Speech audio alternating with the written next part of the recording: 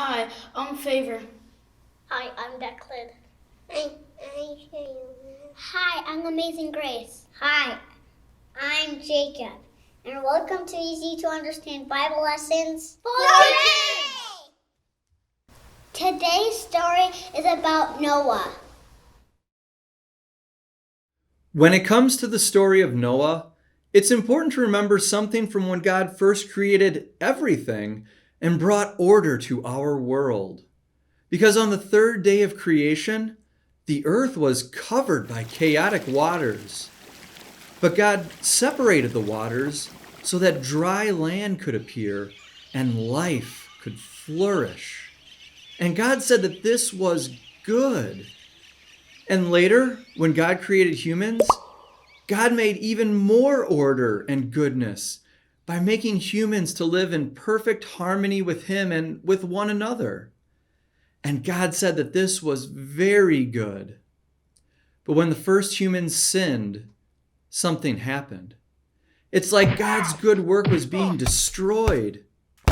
And as humans spread throughout the earth, we see anger, violence, and hatred spread with them.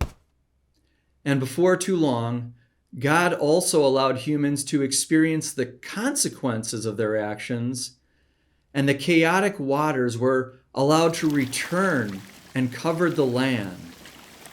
This would allow God's good world and creation to have a fresh start and a new beginning.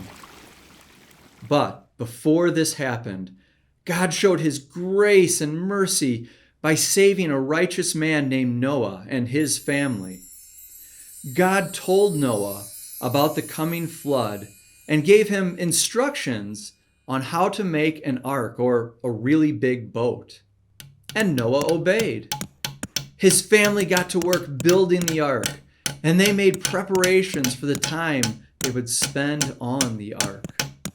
And a part of those preparations involved obeying God and bringing a pair of every animal onto the ark, a male and a female, so that there would also be life on earth after the flood. And after everything was ready, Noah and his family also got on the ark with all of the animals. And just as God said would happen, the flood came. The good dry land that God made was once again covered by the chaotic waters. But Noah and his family and all the animals inside the ark were safe. And that's where they had to stay for a long time as the waters covered the ground.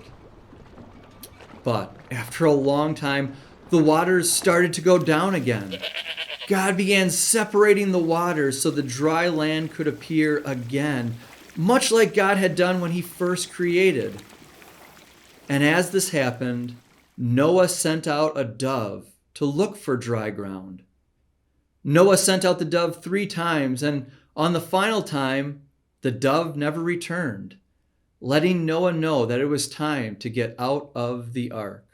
And after they were all out of the ark, Noah praised and thanked God for saving them and giving them a fresh start in God's good world and creation. It was like things were back to the way they were when God first created everything. And God put a rainbow in the sky as a way of promising Noah and everyone that God would never destroy the world again with a flood. But this promise also comes with a reminder for us. If we fill God's world and creation with evil again, there will be no flood to wash away the evil and give us another chance at a fresh start and a new beginning.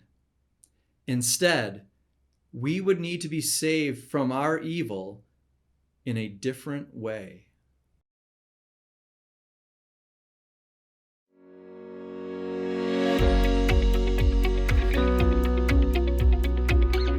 Here's what we learned today. What is the problem at the start of the story of Noah? Everyone is bad. Yeah, there's a lot of sin. We've ruined God's good world with our sin and evil. And because it's gotten so bad, what's the only way for God to fix the problem? Flood. Yeah, he's going to start all over with a flood. But there are some people who are saved. Who is saved and how are they saved? Noah and Noah's family. Yeah, and how are they saved? By making an ark. By making an ark. Yeah, good job, guys. After 40 days, Noah and his family get off that ark, and they're the ones who get to start over. And what does God put in the sky as a promise? Rainbow. Yeah, and so that rainbow is a promise that God's never going to flood the whole earth again. But if we let God's good earth get filled with hate and anger and sin and bad stuff again, is God just going to wash it all away and start over with a flood? No. No, we're kind of stuck with it, aren't we? Yeah. But is there someone that we can trust and obey today who will wash? Jesus? Yeah, let me finish the question. Is there someone we can trust and obey today who will wash away all the anger and sin and bad stuff in our hearts? Jesus. Yeah, he's the one who lets us start over just like Noah and his family got to start over.